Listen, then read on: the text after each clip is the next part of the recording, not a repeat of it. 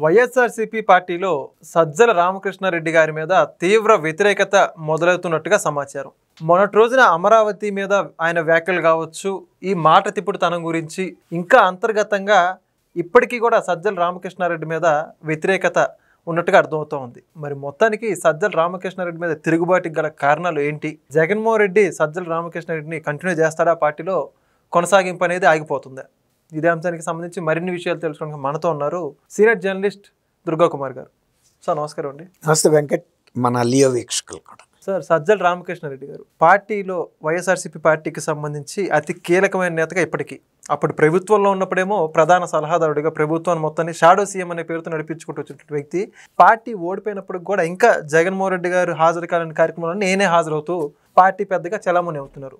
అయితే మొన్నటి రోజున అమరావతిలో ఈయన డ్యూయల్ స్టేట్మెంట్ పట్ల పార్టీ శ్రేణుల్లో అనేక రకాల ఆగ్రహ వేశాలకు గురవుతున్నట్టుగా సమాచారం ఉంటుంది. మొత్తానికి ఈయన పరిస్థితి పార్టీలో ఏంటంటారు? మొత్తం ఈ పార్టీలో ఈయన పరిస్థితి కన్నా ఈయన పెట్టిన చిచ్చుతో లంకా దహనం లాగా వైఎస్ఆర్సీపీ పార్టీ పూర్తిగా అంతర్ధానం అయ్యే పరిస్థితి వచ్చింది. వాళ్ళు ఇంతకాలంగా రాష్ట్ర ప్రజలకి వంచన చేస్తూ వచ్చారు.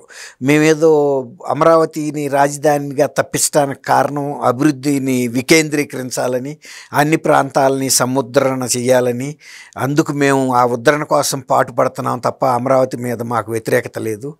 అమరావతిలో పెట్టడం వలన అభివృద్ధి దెబ్బతింటుంది, ఇతర ప్రాంతాల ప్రగతి దెబ్బతింటుందని బిల్డప్ ఇస్తా ఎక్కడా అభివృద్ధి జరగకుండా బ్రేక్ చేస్తూ వచ్చారు. ఇట్లా దీన్ని మభ్య పెడుతూనే అనేక ఎన్నికల్లో ఫలితాలు పొందొచ్చు అనుకుంటా వాళ్ళు దీన్ని ఒక రిజర్వ్గా పెట్టుకున్నారు.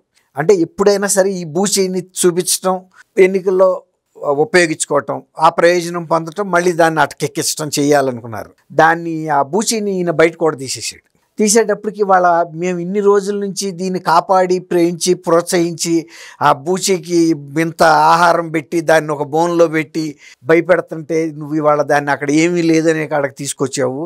అసలు మనం ఇన్నాళ్ళ నుంచి పార్టీ చేసిన వాదనకి, నువ్వు చెప్పిన మాటకి పొంతన లేకుండా పోయింది, పార్టీ విశ్వసనీయత లేకుండా పోయింది, నాయకులకు ముఖం లేకుండా పోయింది. ప్రజల్లోకి వెళ్ళి ఏం చెప్పాలి వాళ్ళనేది. అసలు జగన్మోహన్ రెడ్డి వాళ్ళు ఏం చేయాలి? ఇప్పుడు సజ్జల రామకృష్ణారెడ్డి పంపటం పెద్ద మాట కాదు. పంపిన తర్వాత మాత్రం చేయగలిగింది ఏముందో, జరగాల్సిన డ్యామేజ్ జరిగిపోయిన తర్వాత ఇప్పుడు ఇల్లు అంటుకుంది, కాలిపోయింది, బూడిద మిగిలింది. ఇక ఆ బూడిదని ఏం చేసి అన్న ఉపయోగమా? నీళ్ళల్లో తీసుకెళ్ళి నీళ్ళలో కలపటం తప్ప ఎందుకు పనికిరాదు. ఈ విధంగా ఇవాళ పార్టీలో ఒక అంతర్గత గందరగోళంగా ఉంది. అసలు ఈ పార్టీకి సరైన దిశానిర్దేశం చేసే వ్యక్తులే లేరు. జగన్మోహన్ రెడ్డికి ఇంట్రెస్ట్ లేకే కదా మళ్ళీ సజ్జల రామకృష్ణారెడ్డిని తీసుకొచ్చింది. అసలు సజ్జల రామకృష్ణారెడ్డికి ఎప్పుడైనా పార్టీని విజయం వైపు తీసుకెళ్ళేటంత ఆత్మవిశ్వాసం కానీ, వ్యూహం కానీ, తెలివి కానీ, లౌక్యం కానీ అనే ఏమీ లేవు. తనకు అర్హతలు ఏమీ లేవు. కేవలం ఆయనకి తెలుసు అనే ఒక సాక్షిలో పనిచేస్తున్నాడని తీసుకొచ్చి సలహాదారుగా పెట్టుకున్నందుకు జరగాల్సిన నష్టం 151 సీట్లు గెలిచిన పార్టీని 11 స్థానాలకి తీసుకొచ్చాడు. తర్వాత ఎవరితో ఎట్లా మాట్లాడితే తెలియకుండా మాట్లాడి అందరికీ దూరం చేశాడు. మొన్న ఈ మధ్య కూడా ఈ శంకర్ జాతి అని మహిళల్ని కాదు, అమరావతి మహిళల్ని కాదు, ఆయన అన్నది పరోక్షంగా ఆంధ్రప్రదేశ్ ప్రజల్ని, ఓటర్లని. అంటే మేమిచ్చిన సంక్షేమ పథకాలు తీసుకుని మీరు ఓటేయలేదు అంటే ఒక సంకర జాతి మనుషులు అన్నట్టుగా ఆయన మాట్లాడాడు. ఆ విధంగా తర్వాత మొన్న ఈ మధ్య ఈ వేశ్యల రాజధాని అని కూడా మాట్లాడారు. మళ్ళీ అదే రాజధాని, మళ్ళీ మాకు అదే రాజధాని అని చెప్పాడు. అంటే ఏంటి వాళ్ళు ఏం చెప్పదలుచుకున్నారు? ఒక పక్కనేమో అది ఎయిడ్స్ రోగులతో కోనారిల్లిపోతుంది, కొన్ని వందల ఎన్జిఓ ప్రభుత్వేతర వాటిని ఏమంటారు, సామాజిక సంస్థలు కృషి చేస్తున్నాయి ఆ ఎయిడ్స్ బాధితుల్ని క్యూర్ చేయటానికని కూడా మనం మాట్లాడారు. తర్వాత మహిళా రైతుల గురించి వాళ్ళు మాట్లాడిన మాట లేదు. ఇంకా వరస్ట్ ఏంటంటే మొన్న అది వేస్లని. ఇప్పుడు మరి అదే అమరావతి రాజధాని అని చెప్తే మీరు ఇంతకుముందు నుంచి అలా చెప్తున్న మరి వరదలో మునిగిపోయే మాట ఏంటి? తర్వాత అదేమో భవనాల నిర్మాణానికి ఆ భూమి పనికిరాదన్న మాట ఏంటి? తర్వాత అక్కడ ఎయిడ్స్ ఏంటి? ఈ సంకర్ జాతి ఏంటి?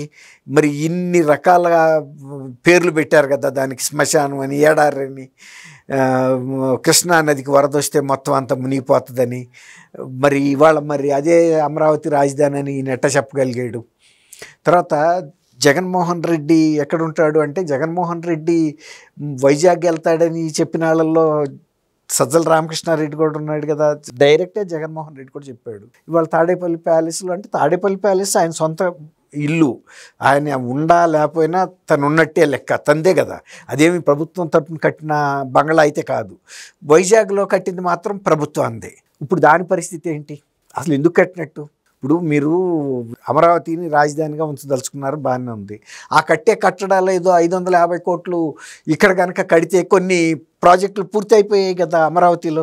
అమరావతిని రాజధానిగా చేసుకుంటాం అన్న ఆలోచన మీకు లోనున్నప్పుడు తీసుకెళ్ళి ఎందుకు పనికిరాని అక్కడ చక్కగా ఉన్న ఋషికొండనేమో బోడిగుండి చేసి అక్కడ ఉన్న రిసార్ట్స్ని తీసేసి ఎందుకు పనికిరాని వైట్ ఎలిఫెంట్ లాగా కట్టారు.